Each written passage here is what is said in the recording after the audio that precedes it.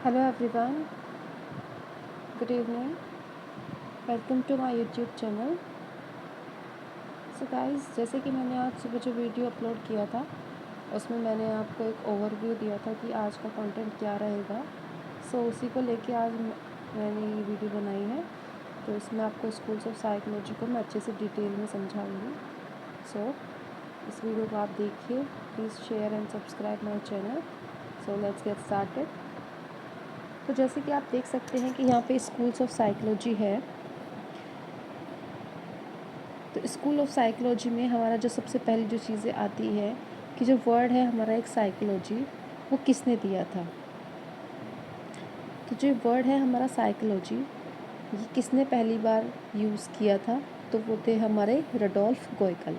Rudolf गोएकल ने 1590 में सबसे पहले साइकोलॉजी वर्ड को यूज़ किया था। तो जो साइकोलॉजी वर्ड है वो हमारा दो वर्ड से मिलके बना होता है, जिसको हम बोलते हैं साइकी और एक होता है हमारा लोगस। जो साइकी होता है वो हमारा सोल बोलते हैं उसको हम, और जो हमारा लोगस होता है उसको हम स्टडी बोलते हैं। तो psychology is the study of soul. ठीक है।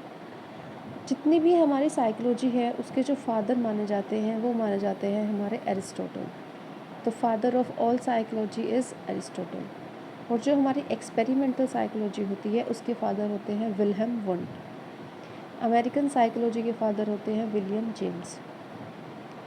इसी तरीके से अब हमारे आते हैं स्कूल्स ऑफ साइकोलॉजी। हमारे 8 स्कूल ऑफ साइकोलॉजी है जो हमारे एक सीरीज़ में है। ठीक है। तो हम उनके बारे में पढ़ेंगे कि कैसे कैसे कौन सा स्कूल को देने वाले कौन कौन से साइकोलॉजिस्ट थे और उन लोगों का जो मेन फोकस था वो किस चीज़ पे था।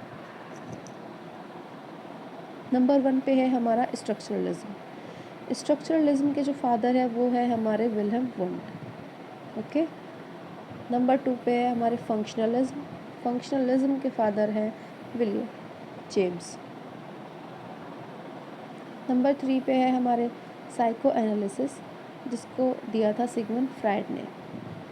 नंबर 4 पे है बिहेवियरिज्म, जिसके फादर है J B Watson. And number 5 पे है गेस्टाल्ट, जिसके फादर है मैक्स वर्दिमर। नंबर 6 पे है कॉग्निटिविज्म, जिसके फादर को माना जाता है मिलर और जेरोम ब्रूनर को। नंबर 7 पे है हमारे ह्यूमनिज्म, जिसके फादर है अब्राहम मैस्लो। और नंबर 8 पे है हमारे कंस्ट्रक्टिविज्म, जिसके फादर है पियाजे और वाइगोत्स्की। ओके। तो आपको यहाँ से क्लियर हो चुका होगा कि हमारे कौन कौन से स्कूल्स ऑफ साइकोलॉजी है। स्ट्रक्चरलिज्म है, फंक्शनलिज्म है, साइको एनालिसिस है, बिहेवियरिज्म है, गेस्टाल्ट है, कॉग्निटिविज्म है, ह्यूमनिज्म है, कंस्ट्रक्टिविज्म है। तो अब हम एक एक स्कूल को डिटेल में पढ़ते हैं और उनमें क्या क्या इम्पोर्टेंट है वो सब चीज़ें आज हम जानते हैं। तो हमारा जो फर्स्ट स्कूल है वो है हमारा स्ट्रक्चरलिज्म। स्ट्रक्चरलिज्म के फादर हमने कौन बताए, विल्हेम वुंड। ओके। जैसे कि स्ट्रक्चरलिज्म के शब्द में ही आपको स्ट्रक्चर दिख रहा होगा। तो जो स्ट्रक्चरलिज्म स्कूल था वो मेनली फोकस करता था स्ट्रक्चर ऑफ माइंड। वो माइंड के स्ट्रक्चर को ज़्यादा इम्पोर्टेंस देता था, ना कि उसकी फंक्शनिंग को। ओके। तो जैसे कि जो स्ट्रक्चर ऑफ माइंड है या ब्रेन है, ये उसको मानते थे हार्डवेयर। जो बाहरी आवरण है उसको मानते थे हार्डवेयर, और जो माइंड की जो फंक्शनिंग है उसको बोलते थे ये लोग सॉफ्टवेयर। ओके। तो जो स्ट्रक्चरलिज्म थे वो माइंड की स्ट्रक्चर पे फोकस करते थे, ना कि उसकी फंक्शनिंग पे। ये आइडिया जो था स्ट्रक्चरलिज्म का, ये पहले वॉलंटरिज्म कहा जाता था। विलियम वुंड ने इसको वॉलंटरिज्म कहा, लेकिन इस विलियम वुंड के एक स्टूडेंट रहे ईबी टिचनर। ईबी टिचनर ने जो वॉलंटरिज्म था उसको चेंज करके स्ट्रक्चरलिज्म किया। ओके। एक इम्पॉर्टेंट क्वेश्चन यहाँ पे ये आता है कि स्ट्रक्चरलिज्म के अंदर सबसे पुराना जो एक मेथड होता है साइकोलॉजी के अंदर, ये आता है उसमें इंट्रोस्पेक्शन मेथड। आत्मदर्शन, अपने बारे में जानना, अपनी चीज़ों को पहचाना, अपनी काबिलियत को देखना। तो ये हमारा इंट्रोस्पेक्शन मेथड। ये पूछा जाता है क्वेश्चन कि इंट्रोस्पेक्शन मेथड किस स्कूल से रिलेटेड है, तो वो हमारा होता है स्ट्रक्चरलिज्म से। ओके, आई होप आपको मैं यहाँ तक क्लियर कर दी है चीज़ें।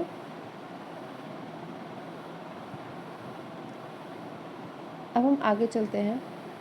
आगे जो हमारे नंबर सेकंड है, नंबर सेकंड जो हमारा स्कूल आता है वो आता है हमारा फंक्शनलिज्म। फंक्शनलिज्म को देने वाले कौन थे, हमने अभी पढ़ा था, विलियम जेम्स थे। ओके, फंक्शन जैसे स्ट्रक्चरलिज्म के वर्ड में ही स्ट्रक्चर में था, तो ऐसे ही फंक्शनलिज्म के वर्ड में छुपा है फंक्शन। तो जो फंक्शनलिज्म वाले जो लोग थे, जो फंक्शनलिज्म को फेवर करते थे, वो ब्रेन की फंक्शनिंग पे फोकस करते थे। ओके, तो जो विलियम जेम्स थे वो ब्रेन की फंक्शनिंग को इम्पोर्टेंस देते थे, ना कि ब्रेन के स्ट्रक्चर को। तो जो बुक है the principle of psychology I थी हमारी 1890 में, इसको first book on psychology consider किया जाता है। ओके, ऐसे ही करके एक मैरी विटन कैल्किन थे, जो कि एक स्टूडेंट थी विलियम जेम्स की। ठीक है, इन्होंने एक बुक लिखी थी एन इंट्रोडक्शन टू साइकोलॉजी। कभी कभी पूछ लेते हैं किसी एग्ज़ाम में कि बुक्स के नेम, तो इसलिए मैंने आपको यहाँ पे मेंशन करके रखा है।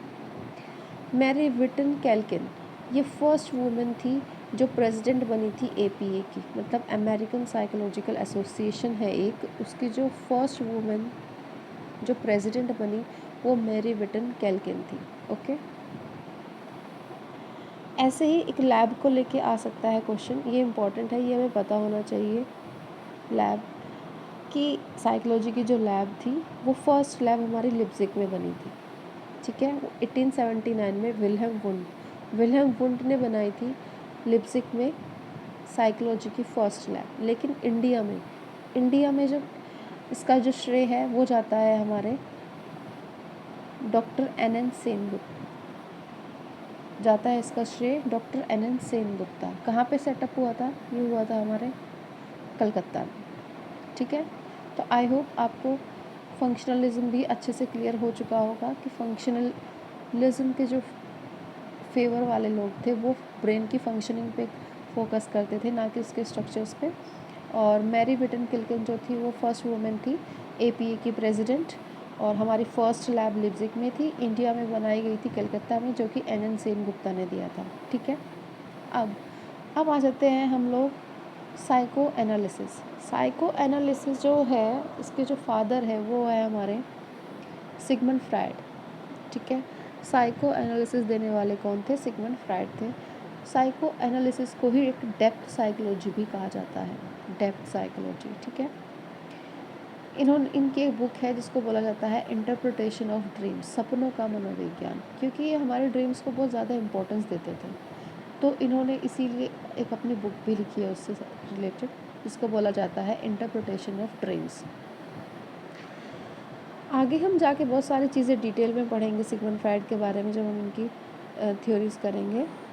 अभी फ़िलहाल के लिए जैसे कि कुछ कॉन्सेप्ट्स है जो सिगमंड फ्राइड से रिलेटेड है, जो उन्होंने अलग अलग चीज़ों में दिया है। जैसे सिगमंड फ्राइड ने ऑडिपस और इलेक्ट्रा कॉम्प्लेक्स, जिसको हम बोलते हैं Oedipus and Electra complex develop होता है। जैसे ऑडिपस हमारा बॉयज़ में डेवलप होता है, इलेक्ट्रा हमारा गर्ल्स में डेवलप होता है। ये क्या होता है कि ऑडिपस में क्या होता है कि जो बॉयज़ होते हैं वो अपनी मम्मी को ज़्यादा प्यार करते हैं, उनको ज़्यादा इंपॉर्टेंस देना स्टार्ट कर देते हैं। लड़कियां जो हैं वो अपने पापा को ज़्यादा प्यार करती हैं। तो ये इलेक्ट्रा और ऑडिपस कॉम्प्लेक्स बताया था सिगमंड फ्राइड ने। ऐसे ही इन्होंने इरोज और थैनाटोस के बारे में जिक्र किया था। जो इरोज को बोलते हैं लाइफ इंस्टिंक्ट, थैनाटोस को बोलते हैं डेथ इंस्टिंक्ट। ठीक है, ऐसे ही इन्होंने हमारे माइंड को डिवाइड किया, 3 स्टेजेस ऑफ माइंड इन्होंने बताई, id, ego and super ego.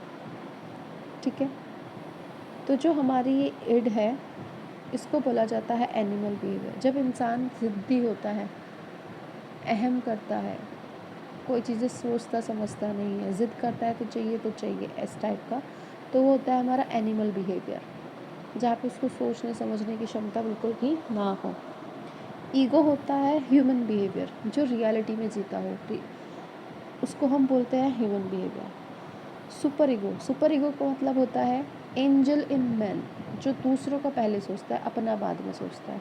तो इस तरीके से सिगमंड फ्राइड ने हमें 3 स्टेजेस ऑफ माइंड बताए हैं। सिगमंड फ्राइड ने बहुत सारे कॉन्सेप्ट दिए, जैसे फॉरगेटफुलनेस का एनालिसिस भी उन्होंने किया है, मिसप्रोनाउंसिएशन भी उन्होंने किए हैं, और ड्रीम्स का एनालिसिस भी उन्होंने किया है। वो जाके हम आगे पढ़ेंगे। आई होप आपको यहाँ तक सबको समझ में आ चुका होगा कि हमारा psycho analysis, functionalism, structuralism clear हो चुका होगा। ठीक है, अब आता है हमारा बिहेवियरिज्म। बिहेवियरिज्म ये जो स्कूल है, ये इसलिए आया था क्योंकि इसने आगे ये मतलब ये एक कह सकते हैं आपको कॉन्ट्राडिक्ट था या फिर अगेंस्ट था स्ट्रक्चरलिज्म और फंक्शनलिज्म के। ठीक है, बिहेवियरिज्म एक बुक है, बिहेवियरिज्म। ओके, तो बिहेवियरिज्म मतलब कह सकते हैं आपकी जो इनकी कंडीशनिंग जो होती है, ये कंडीशनिंग को इम्पोर्टेंस देते थे। हम एक देसी भाषा में कह सकते हैं कि किसी चीज़ की आदत डालना, बार बार एक चीज़ को रिपीट करना ताकि बच्चों को या बड़ों को उस चीज़ की एक आदत हो जाए। तो वो कंडीशनिंग पे ज़्यादा फोकस करते थे, जैसे कि इवॉन पावलोव और स्किनर ने जो अपने एक्सपेरिमेंट्स किए हैं डॉग और कैट के साथ, तो उनको वो आदत हो जाती थी और वो हैबिचुअल हो जाने के कारण क्या करते थे, उस एक्सपेरिमेंट में अपनी जो प्रॉब्लम थी वो चुटकियों में सॉल्व कर लेते थे। तो इसी तरीके से वो कंडीशनिंग को ज़्यादा फोकस करता है बिहेवियरिज्म। ठीक है, ऐसे ही जो जे.बी. वॉटसन है, बिहेवियरिज्म के फादर जो है वो हमारे जे.बी. वॉटसन है। ठीक है, और उन्होंने बिहेवियर को इम्पोर्टेंस इसलिए दिया है कि कहते हैं कि वो बिहेवियर जो होता है वो ऑब्जर्वेबल होता है। ठीक है, और उन्होंने ही ऑब्जर्वेशन मेथड और एक्सट्रोस्पेक्शन मेथड को इम्पोर्टेंस दिया है। जे.बी. वॉटसन का एक बहुत फेमस एक्सपेरिमेंट है जो कि उसने अपने बेटे पे ही किया था, एक्सपेरिमेंट ऑन लिटिल एल्बर्ट। ठीक है, बिहेवियर भी हमारा दो तरह का होता है, ओवर्ट बिहेवियर और कोवर्ट बिहेवियर। ओवर्ट बिहेवियर जिसको हम ऑब्जर्वेबल बिहेवियर भी बोल सकते हैं। ओवर्ट बिहेवियर या ऑब्जर्वेबल बिहेवियर ऐसा बिहेवियर जो हमें सामने से दिखाई दे रहा है। ठीक है, कोवर्ट बिहेवियर जो आंतरिक होता है, जो किसी को दिखाई नहीं देता है, वो हमारा कोवर्ट बिहेवियर होता है। इसके बाद हमारा जो नेक्स्ट स्कूल है साइकोलॉजी का, वो है हमारा कॉग्निटिविज्म। ओके, कॉग्निटिविज्म जो मेनली फोकस करता है थिंकिंग प्रोसेस पे।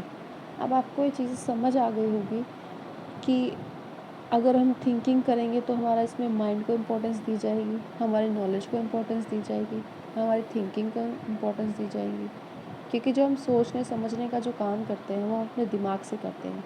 तो कॉग्निटिज्म वाले जो लोग थे, जो जैसे कि मिलर और ब्रूनर, ठीक है, तो ये सब माइंड को ज़्यादा इम्पोर्टेंस देते थे, थिंकिंग को ज़्यादा इम्पोर्टेंस देते थे। ठीक है, आगे आता है हमारा ह्यूमनिज्म। ह्यूमनिज्म जिसको हम हिंदी में कहते हैं मानवतावाद।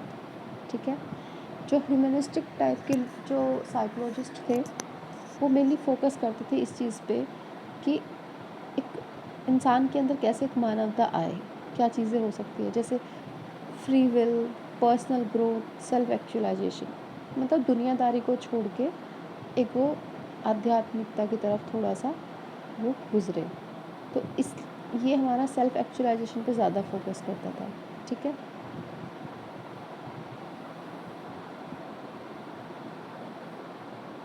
अब आते हैं हमारा कंस्ट्रक्टिविज्म। ये सबसे इम्पॉर्टेंट है वैसे। आगे जाके जो हमारे जितनी भी थ्योरीज़ है या फिर जितने भी मेथड है, टीचिंग मेथड, जैसे जो चाइल्ड सेंटर्ड मेथड है, वो सारे हमारे कंस्ट्रक्टिविज्म बेस होते हैं। कंस्ट्रक्टिविज्म मतलब होता है कि लर्न और कंस्ट्रक्ट नॉलेज, मतलब जहाँ पे बच्चा अपने ज्ञान का निर्माण खुद से करता है, खुद करके सीखता है, लर्निंग बाय डूइंग करता है, एक्टिव रहता है लर्निंग करते टाइम। तो कंस्ट्रक्टिविज्म मेनली हमारा उसी चीज़ से फोकस करता है। ठीक है, जैसे जीन पियाजे हैं, जीन पियाजे कंस्ट्रक्टिविज्म के फेवर में थे। उन्होंने बच्चों को लिटिल साइंटिस्ट कहा गया, क्योंकि साइंटिस्ट कौन होते हैं, जो नई चीज़ का निर्माण करते हैं, और बच्चे छोटे होते हैं, इसीलिए उनको लिटिल साइंटिस्ट कहा गया। ठीक है,